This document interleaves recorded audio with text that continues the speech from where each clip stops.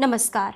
आप देख रहे हैं विस्डम इंडिया न्यूज। स्वागत है आपका कार्यक्रम आज के इतिहास में। सबसे पहले जानिए आज के बारे में। आज तारीख है 3 जुलाई 2025, दिन गुरुवार। हिंदी कैलेंडर वैदिक पंचांग के अनुसार आज शुक्ल पक्ष की अष्टमी तिथि है। विक्रम संवत के अनुसार सन 2082। तो आइए बात करते हैं 3 जुलाई की। आज के इतिहास में 3 जुलाई की तारीख क्यों इम्पोर्टेंट है आपको बताते हैं। तो सबसे पहले बात करते हैं साल 1883 की। 3 जुलाई 1883 आज ही के दिन आधुनिक साहित्य के महान लेखक और विचारक फ्रांस काफका का जन्म चेक गणराज्य के प्राग शहर में हुआ। काफका जर्मन भाषा में लिखते थे और उनकी रचनाएं अस्तित्ववाद, अकेलापन और मानव अस्तित्व की जटिलताओं को दर्शाने के लिए जानी जाती है। उनकी प्रसिद्ध कृतियों में the trial, the Metamorphosis, the castle शामिल है। काफका की कहानियों में व्यक्तियों की असहायता, व्यवस्था का उत्पीड़न और जीवन की निरर्थकता की झलक मिलती है।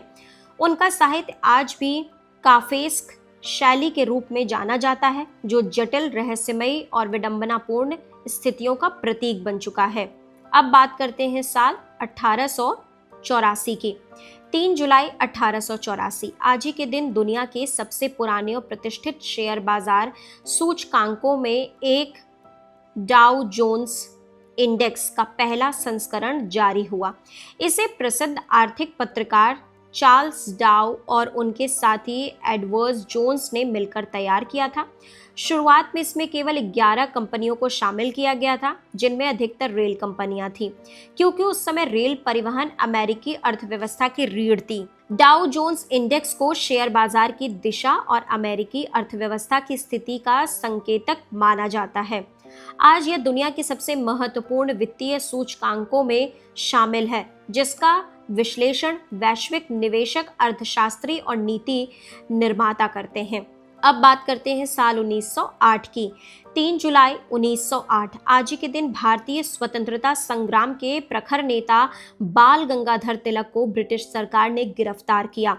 तिलक पर ब्रिटिश हुकूमत ने राजद्रोह, सेडिशन का आरोप लगाया, क्योंकि उन्होंने अपनी पत्रिका केसरी में ब्रिटिश साम्राज्य की नीतियों की कड़ी आलोचना की थी। विशेष रूप से मुजफ्फरपुर में क्रांतिकारी गतिविधियों के समर्थन में लिखे लेख को आधार बनाकर तिलक को जेल भेजा गया। उन्हें 6 साल की सजा सुनाई गई और मंडाले बर्मा की जेल में रखा गया। बाल गंगाधर तिलक को लोकमान्य कहा जाता है और वे भारतीय स्वतंत्रता संग्राम में गरम दल के सबसे प्रभावशाली नेताओं में गिने जाते हैं। उनका प्रसिद्ध नारा स्वराज मेरा जन्मसिद्ध अधिकार है और मैं इसे लेकर रहूंगा आज भी देशभक्ति का प्रतीक बना हुआ है। अब बात करते हैं साल 1947 की। 3 जुलाई 1947 आज ही के दिन तत्कालीन सोवियत संघ ने अमेरिका द्वारा शुरू की गई मार्शल योजना में भाग लेने से औपचारिक रूप से इनकार कर दिया।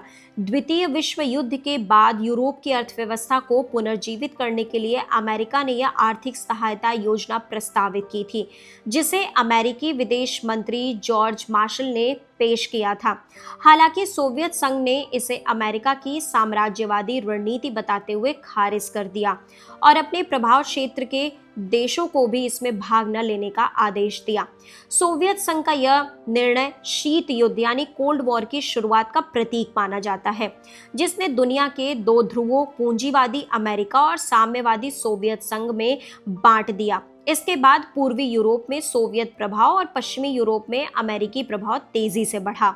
अब बात करते हैं साल 1962 की। 3 जुलाई 1962 आज ही के दिन फ्रांस के राष्ट्रपति शार्ल डी गॉल ने आधिकारिक रूप से अल्जीरिया की स्वतंत्रता की घोषणा की।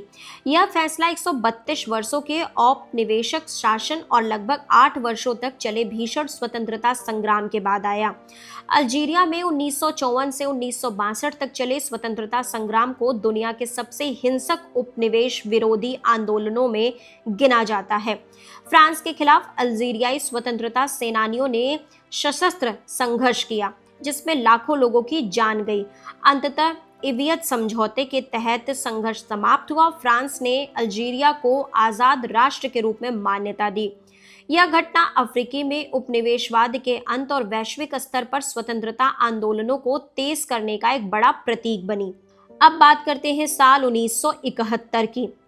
3 जुलाई 1971 आज ही के दिन अमेरिकी रॉक बैंड द डोर्स के प्रसिद्ध गायक और गीतकार जिम मॉरिसन का निधन हुआ। जिम मॉरिसन अपनी गहरी आवाज, रहस्यमय व्यक्तित्व और क्रांतिकारी गीतों के लिए पूरी दुनिया में मशहूर रहे। उन्हें रॉक संगीत का कविता पुरुष भी कहा जाता है, जिन्होंने युवाओं के विद्रोह और आजादी की भावनाओं को अपने संगीत में पिरोया। द डोर्स के मशहूर गानों में light my fire, Riders on the storm and the people R strain शामिल है। जिम मॉरिसन केवल 27 साल की उम्र में पेरिस में संदिग्ध परिस्थितियों में मृत पाए गए, जिसके बाद वह 27 क्लब का हिस्सा बन गए। उन कलाकारों की सूची जिनका निधन 27 साल की उम्र में हुआ, उनके विरासत आज भी रॉक संगीत प्रेमियों के बीच जिंदा है। बात कर लेते हैं एक और अहम जानकारी जो 1971 से ही है। 3 जुलाई 1971 आज ही के दिन विकीलीक्स के संस्थापक और दुनिया के चर्चित विसल ब्लोअर जूलियन असांजे का जन्म ऑस्ट्रेलिया में हुआ। असांजे ने वर्ष 2006 में विकीलीक्स की शुरुआत की, जो एक ऑनलाइन प्लेटफॉर्म है जहां गोपनीय सरकारी और कॉरपोरेट दस्तावेज सार्वजनिक किए जाते हैं। 2010 में विकीलीक्स ने अमेरिकी सैन्य और राजनयिक दस्तावेजों को लीक कर वैश्विक स्तर पर तहलका मचा दिया। समर्थकों के अनुसार असांजे ने अभिव्यक्ति की स्वतंत्रता और पारदर्शिता के लिए आवाज उठाई, जबकि आलोचकों का मानना है कि उनकी गतिविधियों से कई देशों की सुरक्षा और गुप्त सूचनाओं को नुकसान पहुंचा। असांजे पिछले कई वर्षों से कानूनी मामलों और शरण के मुद्दों के चलते सुर्खियों में हैं।